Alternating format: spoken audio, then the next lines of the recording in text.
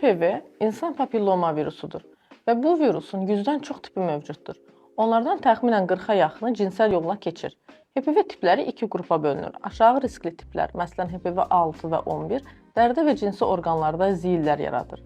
Yüksək riskli tiplər, xüsusilə HPV 16 və 18 isə uşaqlıq boynu, anal, vajinal və ağız-boğaz xərçəngləri ilə əlaqəldirlər. Ən qorxulusu odur ki, bu virus illərlə heç bir əlamət vermədən bədəndə qala bilər. Buna görə də müntəzəm ginekoloji müayinə və HPV skrininqi çox önəmlidir. Ən yaxşı qorunma yolu isə HPV peyvəndidir.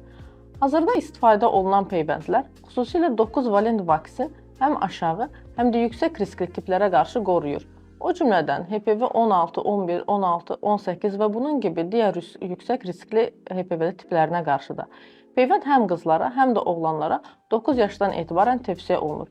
Bu, gələcəkdə xərçənglərin qarşısını almağın ən təsirli yollarından biridir.